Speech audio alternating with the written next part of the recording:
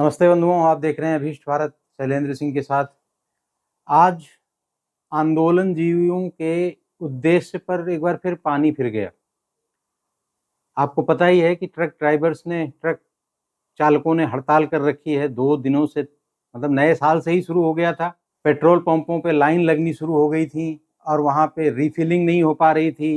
हजारों की संख्या में ट्रक और तेल ले आने वाले जो कंटेनर होते हैं वो सब खड़े हो गए थे। चक्का जाम कर दिया था इन्होंने।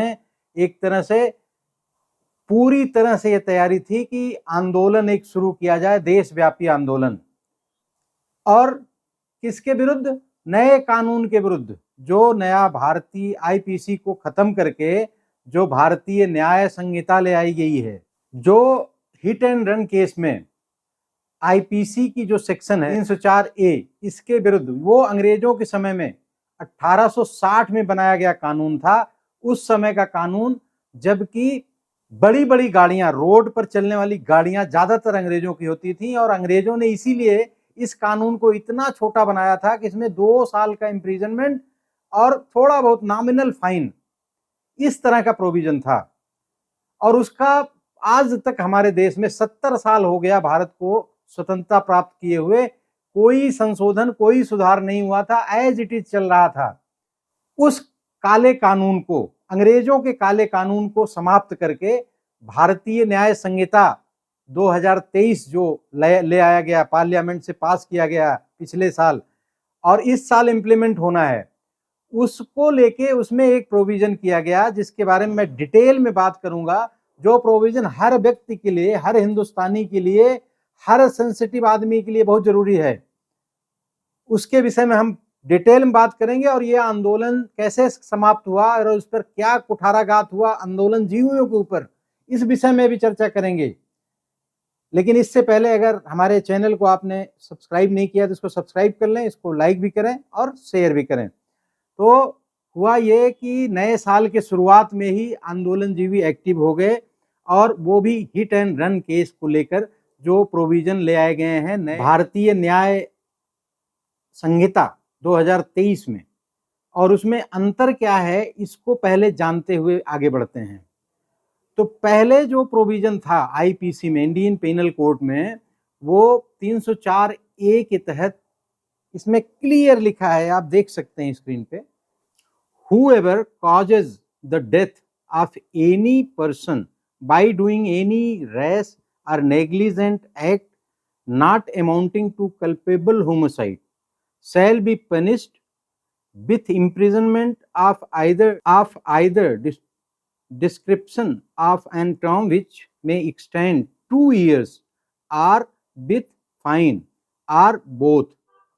पुराने प्राविधान में, आईपीसी में जो अभी तक चल रहा है, उसके आधार पे किसी भी तरह की, किसी भी एक्ट की वजह से ऐसा कोई डेथ होती है जो कल्पेबल होमोसाइड नहीं है, जो जानबूझ के हत्या नहीं की गई है, तो उस एक्ट के लिए पनिशमेंट था 2 साल की सजा या फाइन, अथवा दोनों।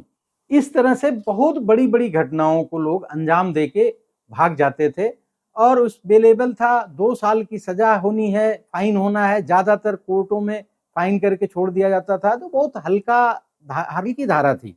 और ये कहा जाता है, अंग्रेजों का कानून अगर आप देखने जाएंगे तो जिन अंग्रेजों ने हमारे लिए 150 साल पहले इस तरह का कानून बनाया था, उनके यहाँ बहुत सख्त कानून है। उनके यहाँ आप देखते हैं कि कोई आदमी रोड क्रॉस करता है तो बिल्कुल गाड़ियां आके रुक जाती हैं, लेकिन हमारे यहाँ बेअंदाज चलाते हैं, जिसकी जितनी बड़ी गाड़ी वो इतना बेअंदाज। और इससे लाखों की संख्या में हर साल लोग मारे जाते हैं। और ज्यादातर तो इसलिए मारे जाते हैं कि उनको हिट एंड रन, मतलब मार के भाग जाते हैं ड्राइवर लोग, और भाग जाते हैं तो वो वहीं पड़े रहते हैं ब्लड लॉस की वजह से और बहुत सारी दिक्कतों की वजह से उनका देहांत हो जाता है। अभी नए कानून में जो प्रोविजन किया गया, इसको पहले समझते हुए फिर हम इस पे प्रकाश डालेंगे कि इसमें अच्छाइयां क्या हैं और इसकी सीमाएं क्या हैं। पुराने जो प्रोविजन थे, 304 ए वाला प्रोविजन जो था, इसमें सारे एक्ट को एक साथ सिमिलर कर दिया गया था। जितने भी कोई भी इस तरह से नेग्लिजेंस से अगर डेथ हो रही है और वो कल्पेबल होमोसाइड नहीं है, तो उसको मात्र 2 साल की सज़ा, बेलेबल ऑफेंस होता था, बहुत आराम से छूट जाते थे लोग और ऐसे बेअंदाज़ी से चलाते थे यहाँ के सिस्टम में। लेकिन अभी जो नया भारतीय न्याय संहिता 2023 पारित किया गया, इसका प्रोविज़न 304 ए की जगह अब 160 आ गया है और उसको 2 भाग में बाँट दिया गया है। सारे एक्ट को कवर नहीं किया गया। रेस एंड नेग्लिजेंट को इसका पार्ट 2 बना दिया गया। पार्ट 1 में जो सामान्यतः कोई इस तरह से नेग्लिजेंस से अगर कोई डेथ हो रही है, जो कल्पेबल होमिसाइड में नहीं कवर्ड होता, उसके लिए सिंपल प्रोविज़न किया गया है कि 2 साल की सज़ा और फाइन। इसमें एक्सेप्शन में डॉक्टर्स को बाहर कर दिया गया है। लेकिन जो 160 का दूसरा पार्ट है, पार्ट 2, हिट एंड रन वाला जो पार्ट है, इसमें ये प्रोविज़न किया गया है कि अगर कोई भी रैश नेग्लिजेंट ड्राइविंग करते हुए कोई हिट होता है, डेथ होती है, किसी की एक्सीडेंट होता है, तो आपका काम है कि आप उस समय वहाँ के पुलिस अधिकारी को या मजिस्ट्रेट को सूचित करें। इतना ही है। अगर इतना कर देते हैं तो वहाँ पे ये वाला सेक्शन अट्रैक्ट नहीं करेगा, जिसमें कि सज़ा है 10 साल की और फाइन है 7 लाख तक की। और ये इसलिए ज़रूरी है कि बहुत सारे केसेस में देखा जाता है कि लोग ड्रिंक एंड ड्राइव के वजह से या एक्सीडेंट करके ऐसे भाग जाते हैं कि बिल्कुल उनको कोई मतलब ही नहीं है। आदमी तड़पता रहता है सड़क पे और कई बार हॉस्पिटल भी नहीं पहुंच पाता और डेथ हो जाती है। ऐसे लाखों की संख्या में हमारे देश में हर साल होता है।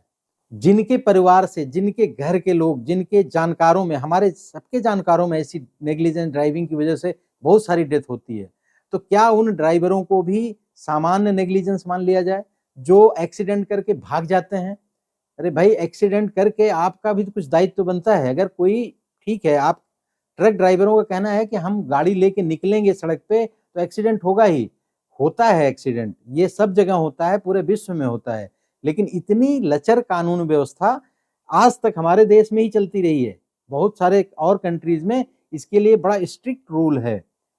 आप, इतना ही कहा जा रहा है कि आप एक्सीडेंट करने के बाद वहां से भागे नहीं, आप उस इंजर्ड को एटलीस्ट हॉस्पिटल तक तो छोड़ ही सकते हैं। इतना ही करना है, या पुलिस वालों को इन्फॉर्म कर दीजिए, मजिस्ट्रेट का को इन्फॉर्म कर दीजिए, किसी को भी आप अपनी इन्फॉर्म करके भी जिम्मेदारी से मुक्त हो सकते हैं। फिर वो सेक्शन अट्रैक्ट नहीं करेगा जिसमें वो 10 साल का प्रोविजन है। लेकिन जो लोग बदमाशी करते हैं, जो लोग हिट करके भाग जाते हैं और कुछ नहीं बताते हैं, आगे जाके फिर एक्सीडेंट करते हैं, ऐसे बहुत सारी घटनाएं होती हैं।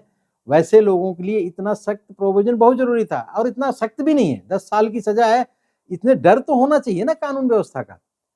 लेकिन नहीं, ये आंदोलनजीवी आपने पहले भी देखा होगा कि किस तरह से छटपटाते रहते हैं। एक संस्था है AIMTC, all India motor transport Congress. इसने पूरे भारतवर्ष में आंदोलन करने के लिए दिन निश्चित कर दिया और कह दिया कि जी इस कानून, ये काला कानून है, इसके विरुद्ध जो है हम आंदोलन करेंगे और हम हड़ताल करेंगे। अब इतना होते हुए विपक्ष ने तो बिल्कुल इसको हाथों हाथ थाम लिया, और बहुत सारी जो बिकी हुई चाइनीज मीडिया हैं ये उछल कूद करने लगी कि मोदी सरकार के एक काले कानून पर आंदोलन शुरू हो गया है। और जब उन्होंने हड़ताल वापस ले ली, आज की घटना, जब उन्होंने हड़ताल वापस ले ली, बातचीत हो गई, केंद्रीय गृह सचिव गए थे बात करने, बातचीत हो गई, सब सॉल्व हो गया कि भाई अभी तो ये कानून अभी तो लागू भी नहीं किया गया है और आप लोगों से बातचीत करके ही हम लागू करेंगे, ऐसी कोई हड़बड़ी करने की जरूरत नहीं है, आप लोग स्ट्राइक को कॉल ऑफ कीजिए। तो वो तैयार भी हो गए और स्ट्राइक कॉल ऑफ कर दिया। फिर ये जितने चाइनीज मीडिया हैं ये लग गए, जी साहब काला कानून के विरुद्ध सरकार झुकी, और दुनिया भर की ब्लॉगिंग और दुनिया भर की वीडियो इन्होंने डालना शुरू कर दिया। तो इस तरह से इनकी मंशा आप समझ सकते हैं। जो आंदोलनजीवी हैं, जिनको उम्मीद लगी थी कि अब एक नया आंदोलन शुरू हो रहा है, फिर हम सड़कों पे आएंगे और तहलका मचाएंगे, लेकिन उनकी मंशा पर पानी फिर गया आज सुबह सुबह। तो इस तरह के सख्त कानून बनाए जा रहे हैं जो कि बहुत ही अच्छा है, हर देशवासी के लिए बहुत अच्छा है। रोड पर निकलने पे पता नहीं होता कि हमारे बच्चे या हम स्वयं घर तक सकुशल पहुंचेंगे या नहीं पहुंचेंगे। इस तरह का रैश नेग्लिजेंस ड्राइविंग होती है इस देश में। इस तरह की सख्त कानून की हमें, हमारे देश को बहुत जरूरत है। ये विल पावर वाली ही सरकार कोई कर सकती है, और ये मोदी सरकार जितना विलफुल लगती है, इससे उम्मीद है कि किसी भी आंदोलनजीवी के झुकाव में या दबाव में आके ये काम नहीं करेंगे और ये कानून इम्प्लीमेंट होगा।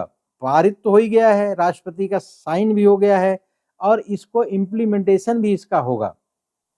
आज की वीडियो बस इतनी ही। मेरी वीडियो पसंद आई उसे शेयर करें, लाइक करें और सब्सक्राइब करें चैनल को। वंदे मातरम। जय हिंद बंधुओं।